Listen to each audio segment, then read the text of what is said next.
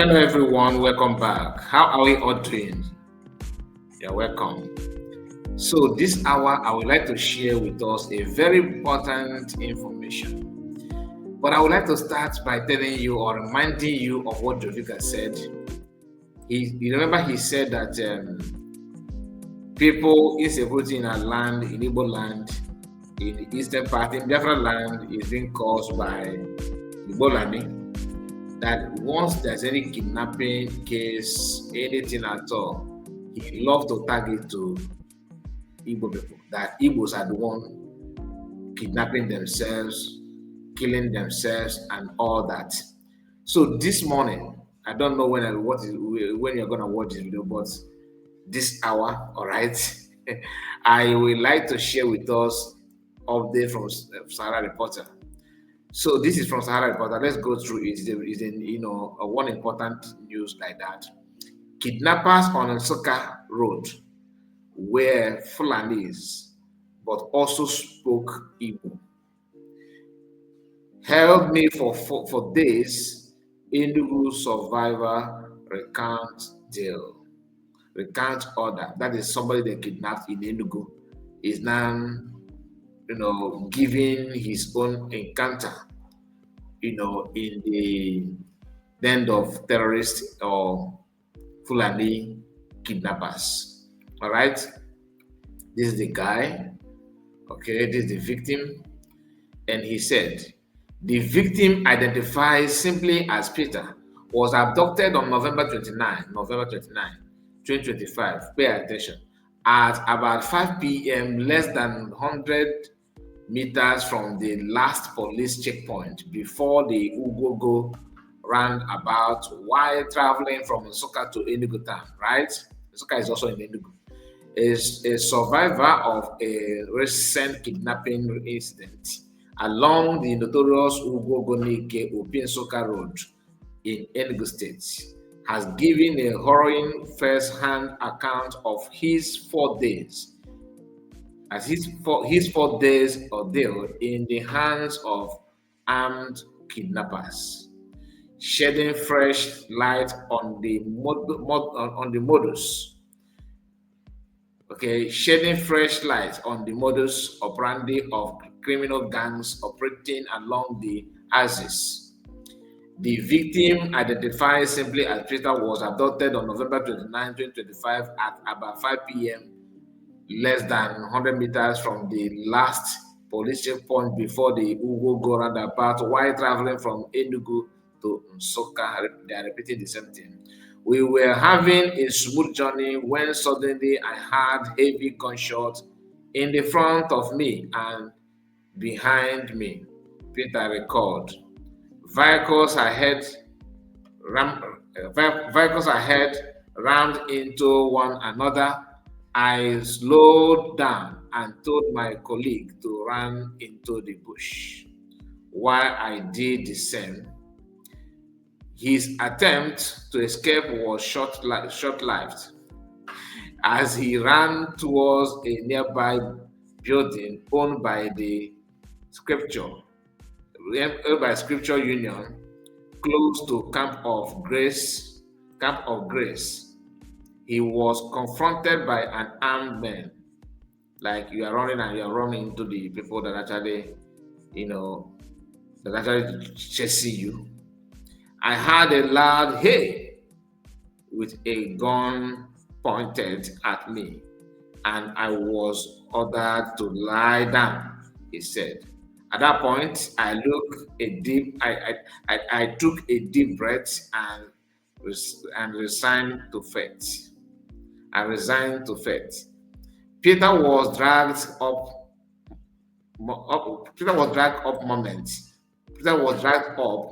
later and forced to join other captives, making the beginning of what he described as a 4 days nomadic lifestyle through bush and farmlands. According to him, the gang comprised 11 men of Fulani origin, armed with 4 AK-47 rifles, machete axes and hoes. Had they dig in a grave and a coven.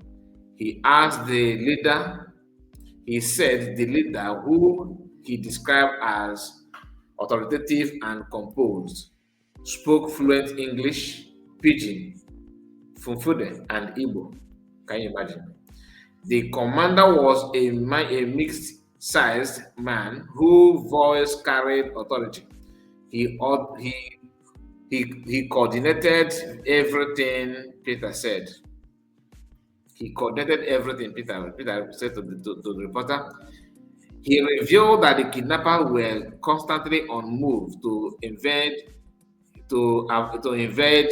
dictation.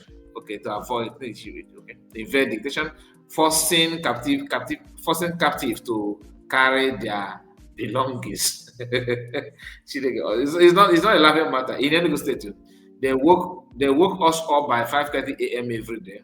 We picked their food items, pots, and the sacks they slept on, and moved before farmers arrived on their farms. He said, by 8 p.m. we moved again to avoid being tracked. After ransom call, they moved again. Like if they answer call, they have to move again each time they make a ransom call. After ransom calls were made, okay. Food, he added, was scarce and rational. They gave us just one meal a day: rice cooked with red oil, yam harvested from the bush with oil, like from Ubondim, but from people's farm, or gari to drink, he said. Peter disclosed that while he was in captivity, the kidnappers carried out at least 2 additional attacks along the same road. On one occasion, he said, the gang moved from Obeke bush to Ago Opi and settled on a hilltop overlooking the road. At exactly 3 p.m., after the commanders what bed 8 of them left our hideouts, he said by around 5 p.m. we heard gunshots. Later that night, new victims were brought in, and the long journey continued. Based on his experience, Peter warned motorists to be conscious while traveling along the Ugogo Opi Nsukka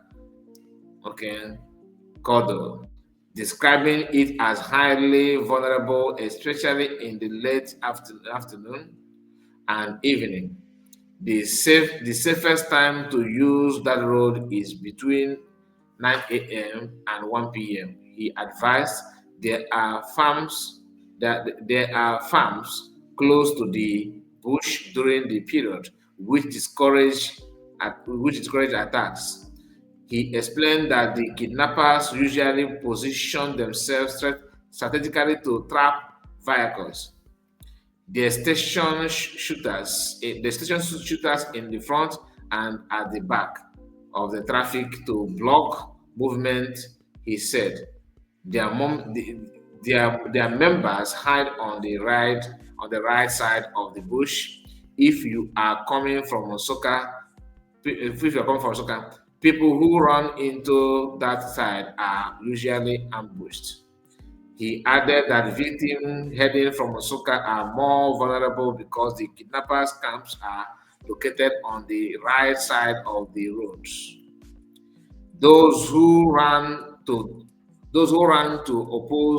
opposite side often escape. He noted. Peter also advised family of victims to handle ransom negotiation with caution. Negotiate from as low as possible and keep begging. If you sound aggressive, the victims suffer their beat and captives, he said. In an emotional message After his release, Peter expressed deep gratitude to friends and family and supporters who contributed funds and paid for his for his safe return. I give all glory to God. I give all glory to God. He gave me a second chance at life. I said you all took it personal and ensured my release. I couldn't have asked for a better family.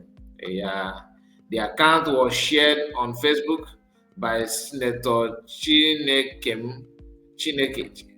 by Senator Chijikem Ugwai, a social media influencer, and has since sparked renewed public concern over insecurity along major highway in Enugu State. Despite the trauma, Peter struck a hopeful note from the Peter. You gave a second chance of life. We keep moving. Now, this is the write-up, right? Now, there's something I want to share concerning this insecurity in Enugu State. I want you to listen to this. Okay? It may, pieces some people who love the TV. Who else noticed that Governor Peter Ndobisumba of Enugu State is back to the command center? People are praising back to the highly governor of Enugu State that he have done this, he have done that. That this what you're seeing here is what they call drone that is capable of tracking this and to see Enugu State all over and all that. Hear what I said here, so you can connect the dots. Hear this. To the command center. Hey, and guess what? This is the first time any subnational government in Nigeria is deploying this level of technology for security. It has never been seen anywhere in Nigeria. This drone is in Enugu when this incident happened. I told you can see when we were reading it, it took place. The guy was kidnapped on November 29. This month, that's just last month. Although this month is coming to an end, right? Okay. Just for you to know what that means. So these are super security drones procured by Governor Pitamba. In fact, these drones have the capability to see everything, monitor everything happening in Enugu State and beyond. The drones can fly to other states in a matter of minutes and capture everything. This is the first time we'll be having such security drone in Nigeria, and Governor Pitamba is leading. You see how they're hyping it? I don't know if you agree or disagree. Personally, I disagree that this drone is capable of seeing everything happening in Enugu State. I don't believe that. I don't know about you, but I don't believe. Or let's see if the drone can go, maybe if they send them to one location, you capture what is going on there. But how can you have a drone that captures everything that's happening in Enugu State? And the guy, look at what the guy told the news reporter about his experience in the tent of kidnappers. What kidnappers actually did to him and the mode of the operandi of the kidnappers. Going out, targeting when to strike, and they're doing it successfully. And people call for ransom, and you did not deploy this kind of drone to strike or to monitor their movement and everything. Do you get it? And for those of you who claim that Igbos are the one kidnapping Igbos, did you hear the part where he said that these people, the commander, speak fluent Igbo, Fufude, Pidgin, and English? So know that for at least have that one, get into your score. Government will continue to push investment in technology-driven security. What today's event is reinforcing. The donation from the Enugu State Security Trust that had just been launched barely 1 year ago.